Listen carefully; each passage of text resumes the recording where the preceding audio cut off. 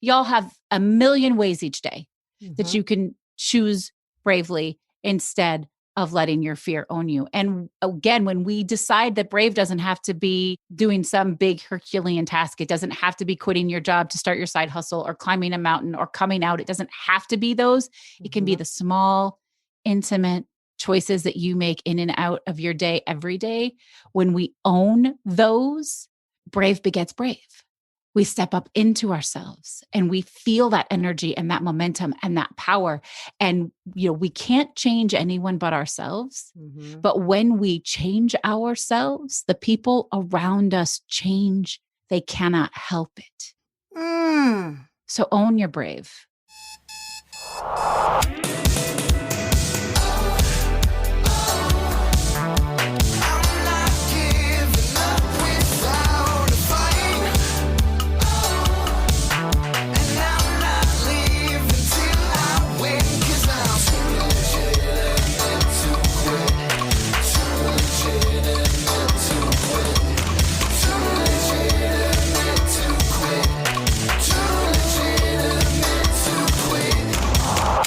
Welcome to Too Legitimate to Quit, instantly actionable small business strategies with a pop culture spin. I am your host, Annie P. Ruggles, and my guest today is the brilliant Heather Vickery. Heather Vickery is an award-winning business owner and global leader with over 20 years as an entrepreneur. She leverages her entrepreneurial skills and expertise to coach individuals toward greater personal and professional fulfillment by helping them leverage their fear into intentional bravery. Heather says, when we choose bravely on purpose, we choose bigger, have bigger successes, and it's contagious. A celebrated public speaker, Heather inspires audiences and empowers attendees with the tools they need to live bold and successful lives through creating balance, time management, mindfulness, as well as countless systems, strategies, and boundaries. Heather is a single mom of 4, all girls, who left a decade-long marriage and came out personally and professionally. She has a note here. Yes, came out as in out of the closet. She is the author of Gratitude Journal, Shift Your Focus and Grow Grateful, a gratitude journal for kids and families, and the soon-to-be-released Fuck Fearless, Making the Brave Leap. Heather is also the host and executive producer of the Brave Files podcast. Heather, my love, my darling, and my dear, what do small businesses need to focus on this week? And I'm just going to say that's a really big fucking question, Annie P. Ruggles. I know, boo. I know it is. Thank you for being up to the task of answering it. All right. It says in the description of this podcast, that you're going to ask me that goofy, question. Never fluffy. That's right. We are not fluffy. Okay. There's a ton of great knowledge. There are a lot of things, folks. There are a lot of things you should know this week, but I have one rule as a professional human, as a professional coach, as a parent, as a friend, as an entrepreneur. And my one rule, and so this is what I want you to learn this week. My one rule is that there are no fucking rules. Oh, right? You get to do this however you want to do this. And my job as a success and leadership coach is to help you untether from all of the other ways everybody has told you to do things and to connect with the ways that feel good to you, that help you create a sense of accomplishment and success and balance. And we can go there with the word balance. It's real and you can have it. It's just not what you've always thought it was, right? There are no rules. You get to do it however you want to do it. And if you are doing it the way somebody else told you to do it, stop. Yeah, stop immediately. Stop immediately. I love this topic so much because I think for me, it's the story of this most recent iteration of my career, which is the Non-Sleazy Sales Academy. I could not sell how I was being taught to sell. Yes. I couldn't do it. And I was surrounded with other people who didn't want to do it, couldn't do it. It felt awful. And so I went out to try to find how other people were selling well so I could take something that resonated with me. And I couldn't find a damn thing. So I made my own That's right. rules. And now I teach those rules, and I teach my clients to turn around and say, hold on, that doesn't work for me. What Annie said, hold on, let me alter it so that it does. There really are no rules. And I love also what you said about that idea of balance, just not feeling what you feel like it should feel like. For me, it's acknowledging that balance is not a once and done. It's not like this, and it's not a scale. It's not just the scales of justice. Right. It's going to tip. You're going to fall off balance sometimes. It happens, and life continually happens. And so I love that you're combining those two ideas that we hear so much about separately, but not in combination, which is rules and balance. How does bucking other people's crap help you find true balance?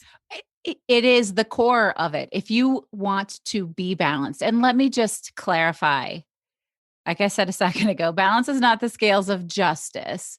Balance really is just how you feel at the end of the day, the week, the month, the year. Are you doing things that feel good? Are you spending time in ways that feel good, that bring you joy, that make you feel connected, that make your life bigger than you? All of those things, right? And so in order to have that harmony or balance, whatever it is that folks feel more comfortable calling it, you have to throw out those other rules. You can't work. Well, I shouldn't say that. I was going to say you can't work 90 hours a week and then feel balanced, but some people can. And that's so the self-defined, we hear all the time, like, define success on your own terms. Yes, please define your success on your own terms, but define balance on your own terms too. If you are a single person who absolutely gets off on working 90 to 100 hours a week, and you need 2 hours a night of sleep and whatever, and that makes you feel fucking fantastic, cool. Do it, and don't let anybody tell you otherwise. Stay hydrated and lay off the Coke. Other than that, because you're on Coke if that's you. For me, I'm a single mom of 4. I have a business. I'm an author. I host a podcast. I'm an avid community member. For me, what makes me feel balanced is finding time for all of those things, and me, and self-compassion. And I love to read, and Bridgerton, and we're going to get there later. And, for me, building my life in a way where I get to put a little in each of those buckets, maybe not every day, but at least every week in some capacity. That's what feels good to me. And that's my sense of balance. And I can always tell, and I can tell in my clients, and you all can tell for yourself, when are you unbalanced? When you spend more time feeling bad than feeling good.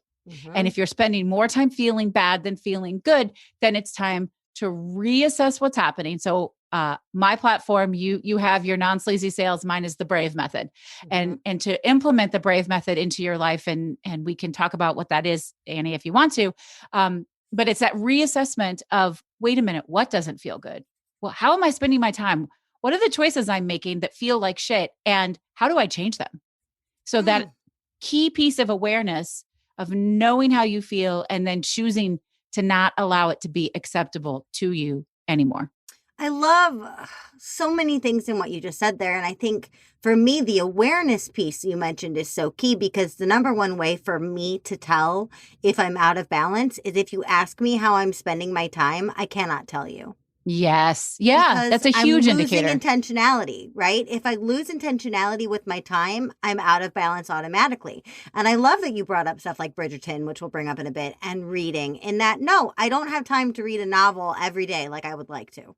I don't. A whole novel? Me either. But I do know that if I don't read a little bit every day, or every couple of days at very least, I'm going to feel out of touch with myself, because that's my pleasure time. That's my time. That's my grounding time. That's my escape time. That's my me time. I'm an only child. I need a lot of quiet. And as a kid, I spent a lot of time with a lot of books. Right? And so if I don't read enough, I don't feel balanced. But to other people's definition of balance, again, fuck the rules. To other people's definition of balance, leisure time, giant air quotes, doesn't even go onto the plate. And I'm like, no, but it has to. Because if I don't intentionally and with That's right. awareness, look at what I'm bringing into my life, then those things die on the vine. And I refuse to let these things that ground me and make me me die on the vine. And I think another thing that you're bringing up, which is so freaking gorgeous and something I wish I had understood years and years and years and years and years and years ago in my business, and I'm still waking up to, is this idea of what we're tolerating. What is no longer correct for you? Like you just said, like what is going along in your daily life that no longer fits, that's just there because of habit or circumstance that hasn't been removed yet? What are you tolerating?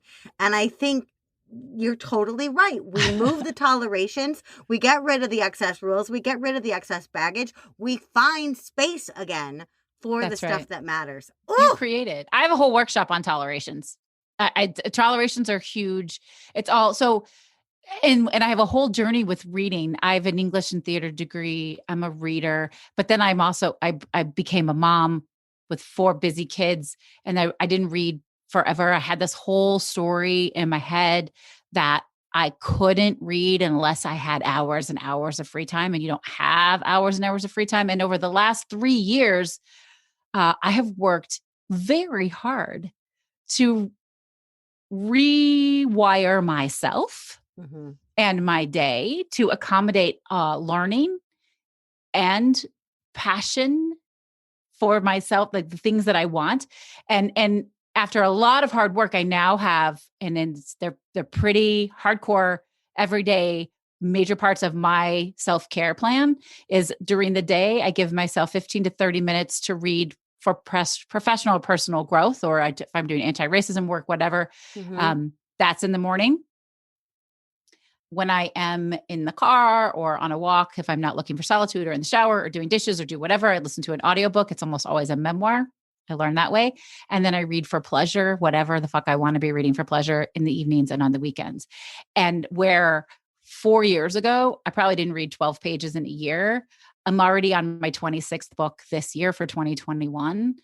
And I read 56 last year, but clearly 56 is getting crushed. And it's not a competition. And I'm not trying to be in competition with any of you, but for me, it brings me so much joy. And it took me 3 years of really intentional exploration on what kind of pattern was going to work for me. And now I don't need hours and hours. I can read 5-10 minutes here and there instead of scrolling social media. And that's part of it. That's part of the Brave method. It's part of balance. It's part of calling yourself on your bullshit. And society tells us how we're supposed to do things. I say there are no rules, but we tell us. We put ourselves in the timeout box. We give ourselves rules that we don't need. And unless you're doing, so what Brave stands for is boundaries, reassessment, reframing, resilience. I call those the 3 R's. Action and accountability, vulnerability, and expand and empower. And they don't really have to go in order, except for the last one. You get that. If you do the first 4, you end at expansion and empowerment. Awesome. And we can talk a whole lot about that, because I'll just drop this knowledge. Nobody can empower you but you. Nobody can give you that. If you come across a business professional that says, I empower people, double check because they don't. Because empowerment is a gift you give yourself. It is not something somebody can give you. It is not something they can sell to you. I can motivate. I hope I inspire. I hope I connect. I hope I do all of those things. But empowerment is only yours when you show up. You are the only person. When you earn it, right? When you're talking about moving through boundaries and resilience and vulnerability and action and all of these pieces, you empower yourself. Right. That is how you empower yourself. Empowerment is not something we can buy. It is not something we can go into the store and purchase. It is not something, and nobody gives it to you. Check out. Right. It's got to be self-created. Yes. Ooh. But of all those steps, the 3 R's, because all the rest of it fall into it: reassessment, reframing, resilience. Taking the time to, again, think about how you feel. How does this feel? What am I tolerating? What questions do I need to ask? What's working? What's not working? What relationships am I missing? What relationships are causing me harm? How am I spending my time? What is my schedule like?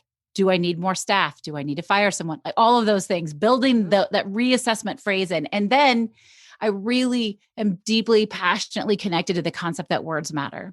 That There are no failures. There's only learning opportunities. And so when I say reframing, it's reframing the limiting voices. It's reframing the things that you feel could have been mistakes or failures. What did I learn from this? And what do I want to do now? First of all, acknowledging it just simply as knowledge and facts without emotion, without judgment attached to it, and then using it to your advantage, because there is always a way to do that. And then, gosh, resilience, folks, you are resilient. I can't tell you the number of people go, oh, I'm just not. I just don't have that. That's a lie. You're not dead.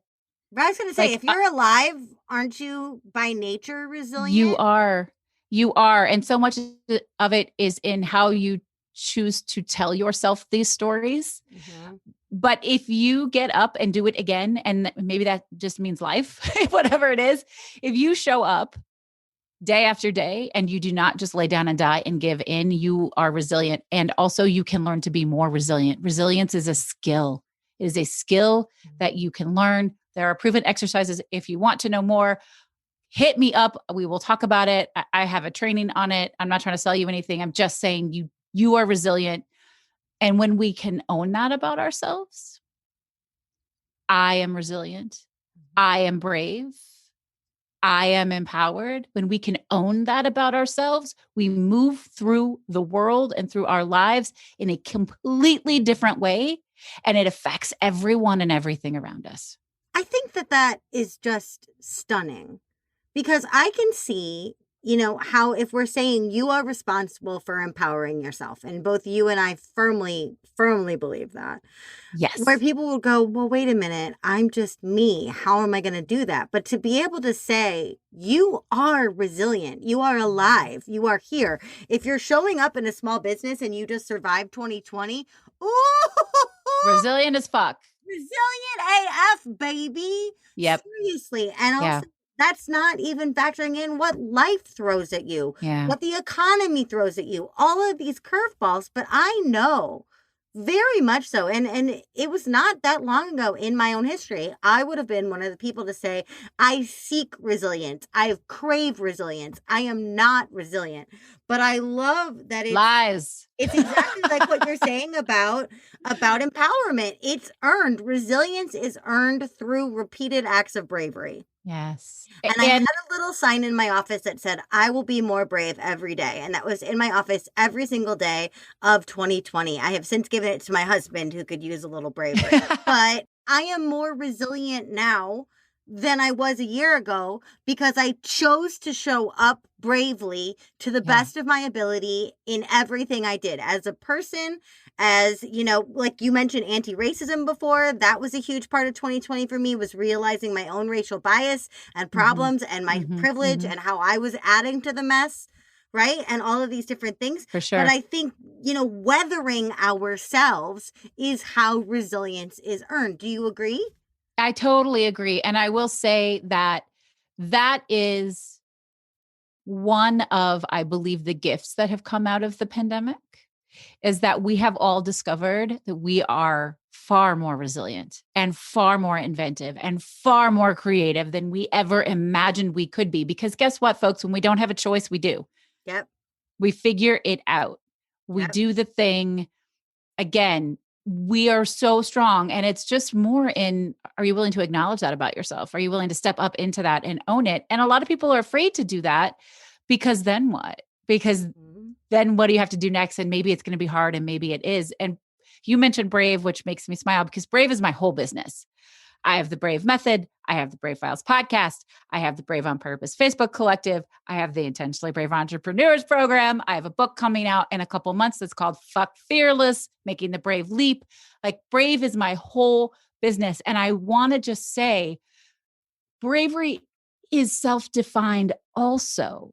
What feels brave to you, Annie P. Ruggles, may feel very different from what feels brave to me. And sometimes I've done things that I know other people see as brave. I came out at 38 after a decade of marriage, and I burned my whole fucking life and my whole business to the ground and rebuilt it all like a phoenix from the ashes. And I know people think that's brave, because it was. But carving out time to read in 3 different ways every day is also brave for me.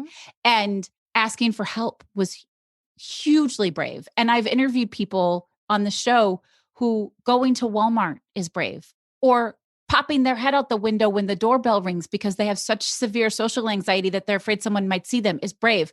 Y'all have a million ways each day that you can choose bravely instead of letting your fear own you. And again, when we decide that brave doesn't have to be doing some big Herculean task, it doesn't have to be quitting your job to start your side hustle or climbing a mountain or coming out. It doesn't have to be those.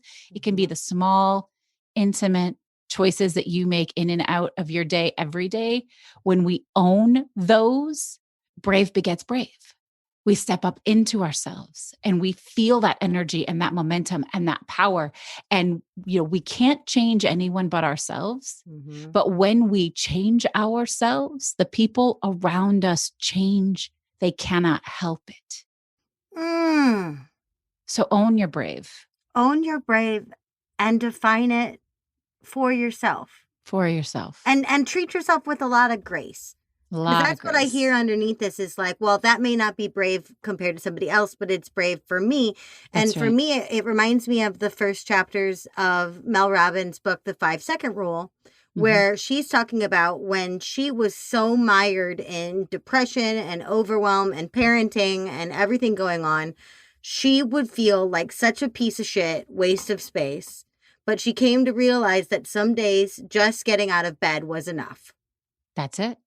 Some days just getting out of bed was all she was able to do, but damn it, she did it. And I would say, Mel didn't say this in the book. I think she used a lot of words like enough or sufficient. But I think some days getting out of bed is really freaking brave. Yeah, I 100% agree. And sometimes saying no is brave. Sometimes saying yes is brave. One of my all-time favorite books is Shonda Rimes' Year of Yes. I have a little Shonda fetish, which I think we're going to talk about. Yes, but, we are. We are always saying yes to something. We talk a lot about saying no. It's okay to say no, and it is okay to say no. Own your no. I'm all about it, right? But we're always saying yes to something. When you're saying no to something, you say yes to something else. And I love that word reframe. So instead of what am I saying no to today, I say, what am I saying yes to? So for example, I got, thank the universe, my COVID vaccine on Monday. And yesterday, I know, so excited. But yesterday, I was supposed to do a live training on resilience, actually, how to grow more resilience. And I felt like shit. I was so tired, I could barely move. And in that moment, the bravest, most resilient thing I could do is say, I'm going to practice what I preach to my friends, and I'm going to do this training on a different day. And I went back to bed. So what are you saying yes to? And it's not always about pushing harder. Sometimes it's about letting go. Sometimes it's about slowing down. Sometimes it's about walking out.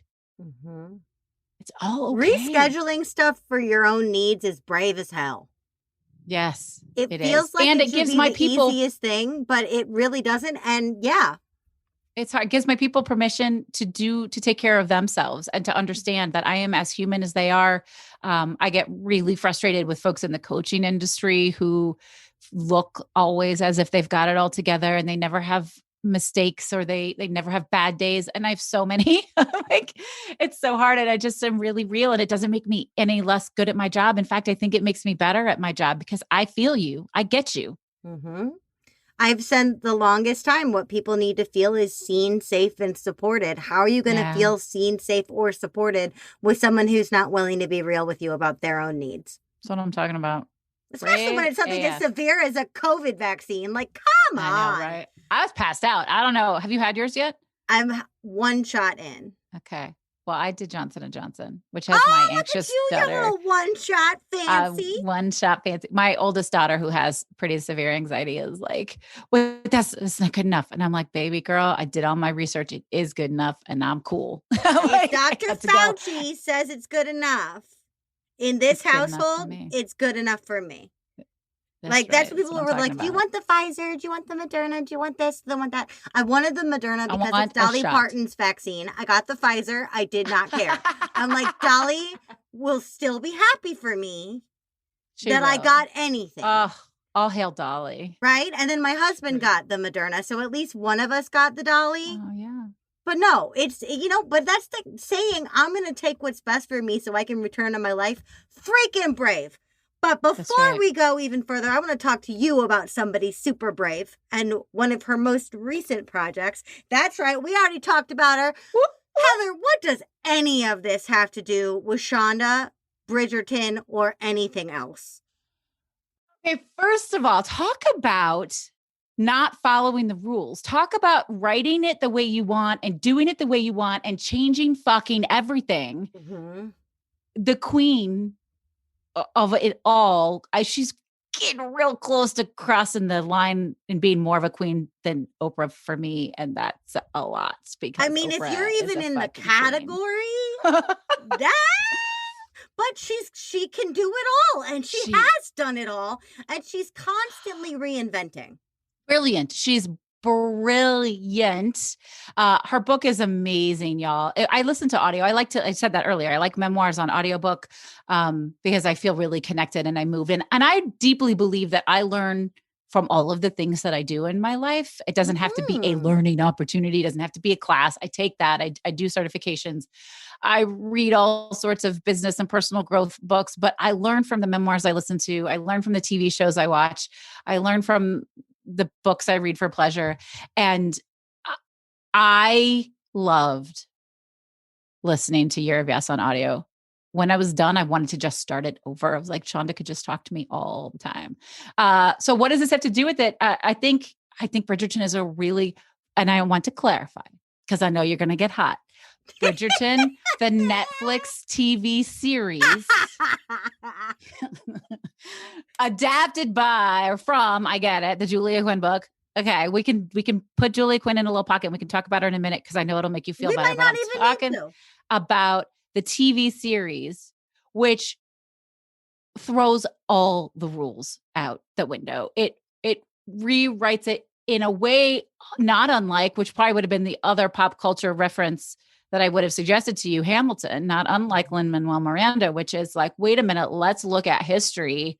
Let's just decide it's different. Or Schitt's Creek, where there's no homophobia, right? It's Right? these same concepts of, well, what's going to happen if we do it in a totally different way? Why And who couldn't cares Queen if they don't Charlotte like be it? a woman of color? Why couldn't she be? Why shouldn't she be? And she is. And you know Right? what? Everyone loved her. Yeah. And she's a queer representative. So, Yeah. I mean, it's just fucking amazing. Yep. Okay. So I I am a big believer in gratitude. I am certified in positive psychology. I have Me written 2 books on too. gratitude. Did we talk about that before? I Did I don't know think that? so. I think How we did we not just know that? discovered this now. But anyway, please continue. I love it. So when I have my group any one-on-one coaching or group coaching in my Intentionally Brave Entrepreneurs program, we always end our sessions by having folks share what they're grateful for. And in January, one of my clients said, this is going to sound crazy, which I tell people don't self-deprecate before you praise, but that's okay. I'm grateful for Bridgerton because it is giving me so much joy and it's such a beautiful escape. And I'd heard a lot, but I hadn't watched it yet. And I was like, okay, this weekend I'm going to do it. And I fell in love in a way that I literally did not think was possible with all of it, with the creative casting, with the spectacular sets and costuming and the phenomenal acting.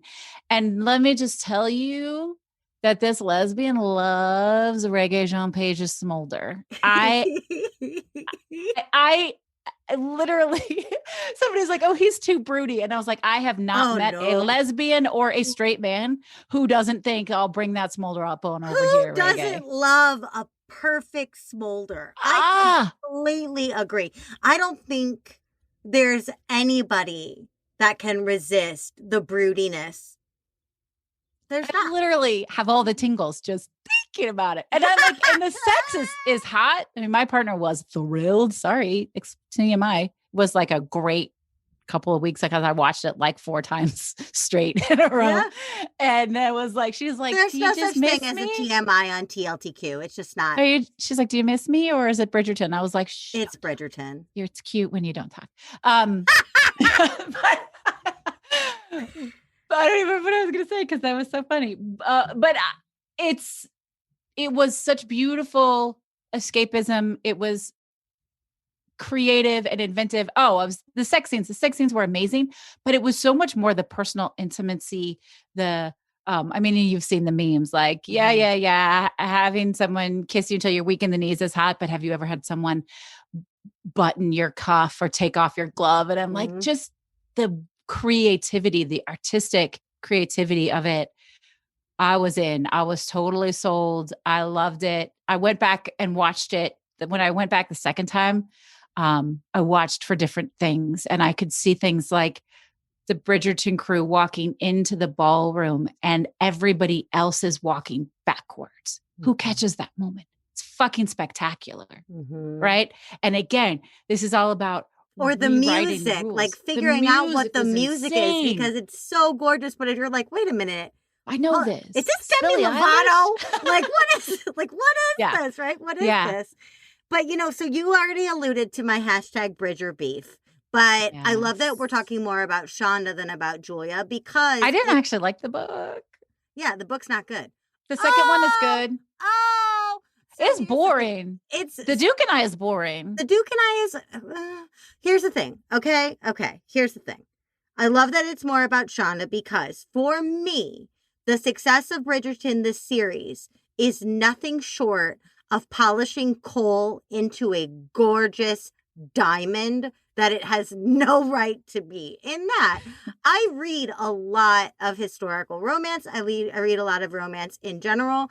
And that surprises some people, because they have this misconception that romance is very white and very straight and very BDSM-y. And it can be. Believe me, the industry. I did read the Sleeping Beauty trilogy. Oh boy. The industry has done a lot, though, and the authors that I love to read most are very vocal about making Romancelandia an inclusive, open, forward-thinking place closer to Schitt's Creek, where homophobia doesn't exist, but that we also just can't ignore the fact that it does exist. And so what the problem that I have with Julia Quinn, author of the Bridgerton series, is that if you go back in time, people have asked me, what Julia Quinn book should I pick up first? And I'm like, none of them. Pick up any other, because what you will see that you will not see reflected when you watch Bridgerton, if you go back and you read the source material, you will not see people of color. No. You will not see even a shred of queerness. You will not see Jewish people. You will not see social inequality. Now, here's the thing. You said Bridgerton is incredible because it's incredible escapism. And that is what romance should really do and be. Yeah. But it doesn't do well, and it's not fully pleasurable or escapist when you're like, hold on, but this feels way out of touch. Yeah. So I think what Shonda has done with the world building and the casting of Bridgerton shows what these things could be with proper creativity and nurturing. Yeah. And vision. Yes. So multi-layered, all of that. I love it. We were joking before we started actually recording the interview. You were like, okay, so you're into modern romance and I'm in historical, and I cut my teeth on historical romance. I did not like to read until I was 12, and my aunt put a book called Defiant Captive in my hands. Hell yes. I haven't read it, but it sounds amazing. It was amazing. And of course it's awful. It's Stockholm Syndrome. It's awful. As a functioning adult who has experienced sexual trauma like every other woman in the world. Like, oh my God, like this is crazy, but I loved it. I was in love with it. I loved the history. I'm passionate about history from reading historical romance novels. I researched the accuracy of them. Kathleen E. Woody is one of my all-time. I've read them all. Johanna Lindsay rocks my world. May she rest in peace. What a loss. She was too young. I'd never even heard of Julia Quinn. Yeah. I've only read the first two books. I did like the second book much, much better than the first book. It's still white and it's just not, it's not up to the standard of its show, right? I've never before seen something where the source material is just so subpar compared to what it's become. 100%. But that's because nobody's Shonda. Right. Nobody, Shonda, but nobody else would be able to look at the bare bones of the Bridgerton series and go, this could be a lush, diverse, queer, forward, open, inclusive, accessible, beautiful escapism. I will say this, and this is just coming to me now. I agree with you. I just think that Shonda's brain is like special. Like I said, maybe like right up there with Lin-Manuel Miranda, I think is very similar in this ability to see potential in a way that no one else could ever imagine it. Yes. But I will say this to Julia Quinn's credit, when we talk about reframing, right? Reassessing and reframing, she was presented with this opportunity. Mm-hmm. She knew what she was signing off on. She's very proud of it. I would have to imagine that she has evolved as a human, which would then presumably show up in her writing for whatever she does next, to allow her book to be so altered. Yes. You aren't going to do that if you're a horrible fucking person. So she earned some street cred, I think, in the willingness there. And hopefully her eyes have opened up a lot. And if you love romance. And I believe that they have.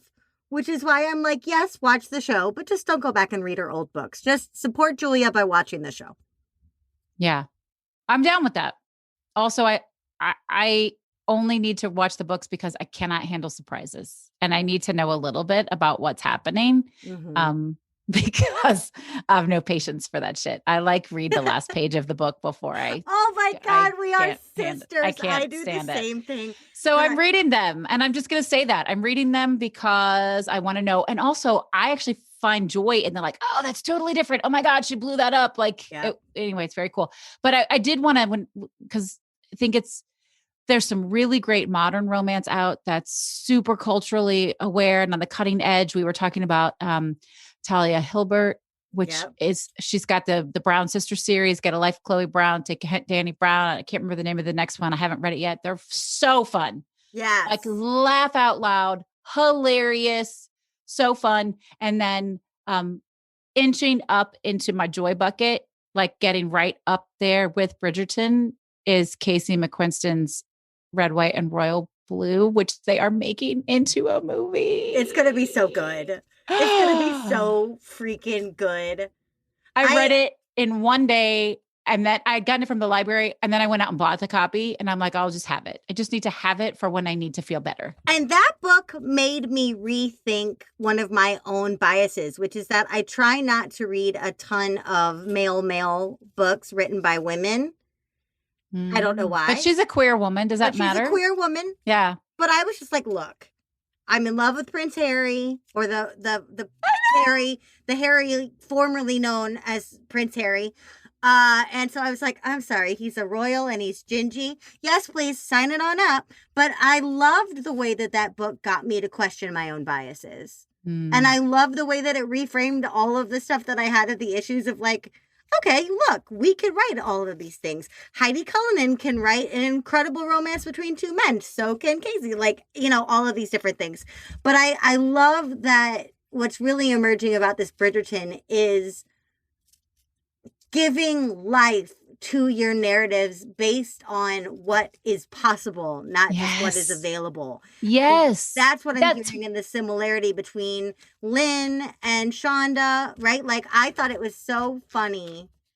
Now I think it's really sad, but I remember when Hamilton came out, I read a review for it on a review site, not an actual review, but a Yelp type review. Yeah. And someone wrote, disgusting.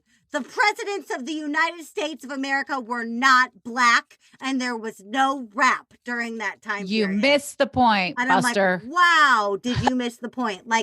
I remember when I took my parents to see The Lion King, and my background's in musical theater, and I used to work for Broadway in Chicago, and I would take my parents to see everything. And I took my dad to see The Lion King, and I was on the reception desk at that time, and someone called because they were really upset that there was an elephant in their view for Circle of Life. And I'm like, dude, the elephant is the view. It's not in your way. It's the view. Right? So like, whoa, did you miss the point? So sometimes it's like, look, are we being too limited in our thinking? Are we looking at the stage when there's an elephant right in front of us? Are we seeing all white characters in a book written by a white woman because she wrote them as white? Does it have to stay that way? It doesn't have to stay that way. And so for what anything. about in our own businesses? That's what I'm talking about. Right. Like, how can we shake that up? So what advice do you have for people who want to take a braver, more whole approach to what they're doing? Yeah. I would say look for the elephant. Right? Like, call yourself on your bullshit and look around at what's happening. Get good with who you are and who you bring to the table. You can't change anything if you don't know what you're trying to change. If you're not being honest with yourself, if you're not doing that reflection, reassessment piece, you can't create. You can't get somewhere if you don't know where it is. So you've got to know where you're starting and who you are. Do it really intentionally. I have "Be Here Now" tattooed on the inner left wrist. Stay in this moment, get good with you, and then figure out what you want to change. Instead of like, I don't like me. I don't like my business. I don't want to be where I am. I always want it more, more, more. Be here. Look for the elephant. Look for the thing that's right in front of your face, but you've been missing it because you think you're supposed to be looking for something else. Oh, again, that's the very beginning. That looking for what you think you're supposed to be looking for is following someone else's rule. That's right. I love this. I could talk to you all year. We could talk about books for the rest of our lives. I think that we could. But I have two more questions for you before I'm respectful of your time and release you onto your merry way because I don't want to take up any precious reading time. My first question for you is super goofy. Okay. Let's say that Avon comes to you and they say, listen, we're going to do this differently this time. Instead of having you write a book, we want one of our authors to write a romance novel based on your life and business.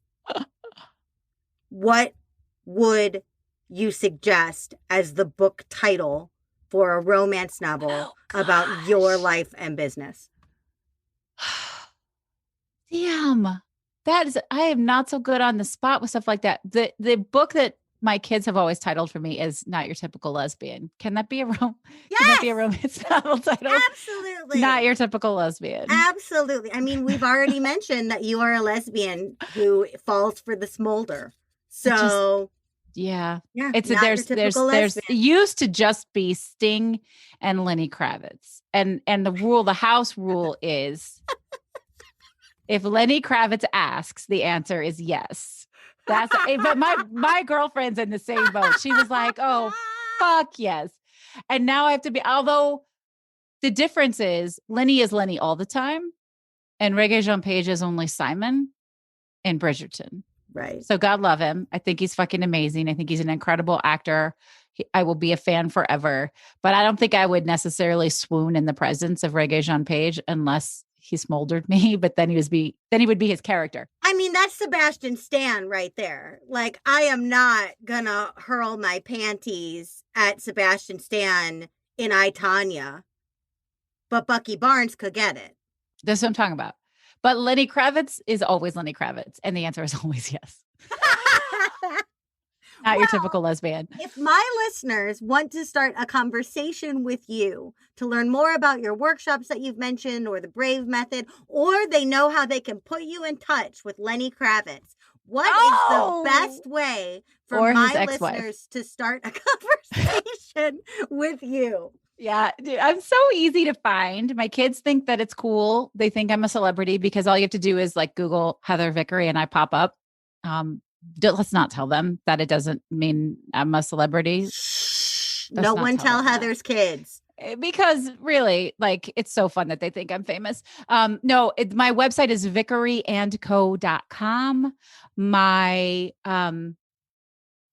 Instagram tag, Facebook, Twitter, all the places is at Vickery and Co. I'm really super easy to find. Also, I just want to be clear. We've talked about these two very handsome fellas. I'm super gay. I'm so not pan. I'm not bi. I'm a super lesbo. And I'm really proud of it. But that doesn't mean I can't appreciate flat out sex appeal, however it's presented.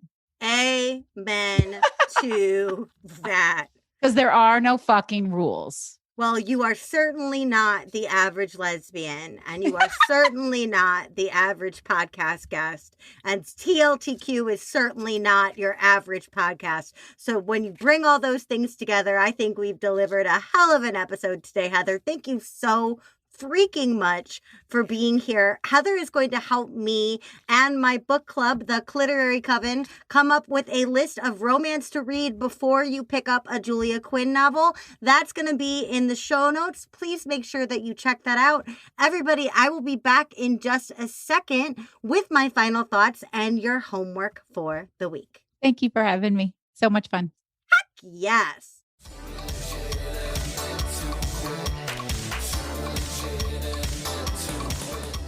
Well, hey there, listeners. Happy final glorious days of Pride Month. I hope you're all living large and loving loudly by your own set of rules. This episode revolved around romance novels, but underneath an even greater devotion was on full display. Reading. Although audiobooking totally counts too. Books have been my favorite escape for as long as I could remember, including marketing and sales books. I know, nerd alert. I just can't get enough. Now, I'd love to say that I love every single thing that I read, but I totally don't. Some choices are just meh, and some, beloved by seemingly the entire universe, make me cranky on a good day, and on a bad day, just don't bring them up unless you want to unleash a profanity-laced Annie rant. Your homework this week is to give a popular book in your industry your own version of the Shonda Rimes treatment. Now, I am not saying you need to pull a Gabrielle Bernstein and write an entire book that's really just A Course in Miracles, but blonder. If there is a central conceit of a book that you wholeheartedly disagree with, now is the time to boldly make the opposite assertion in your newsletter, in a video, or a social post. Or if there's something that had so much potential, but just didn't quite rise to the potential brilliance, how can you add potency and fresh perspective to that issue? Or maybe it's something you love as much as Heather loves Lenny Kravitz. What tribute can you pay that will provide actionable strategies or mindset shifts for your own audience? It's not about plagiarism. It's about possibility. How can you show us something beautiful and new, even if the foundation is as old as love itself? I can't wait to hear what you come up with. And until then, happy reading.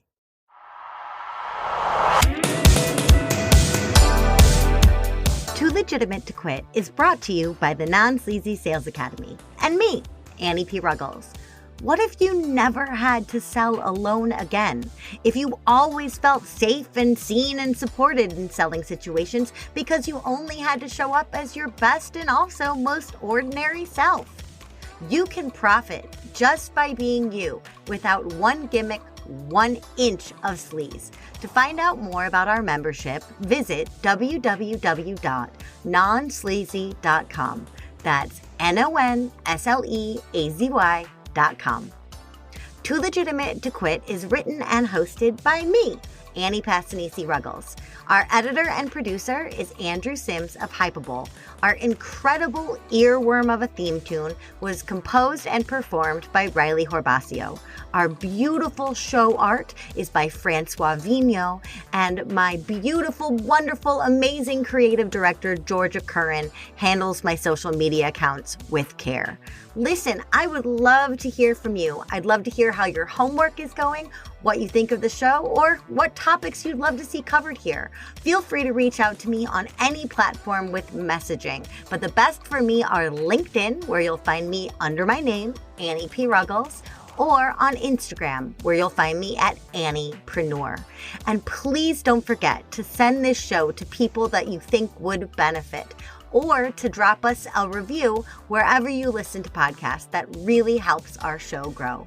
Until next week, remember, you're too legit to quit.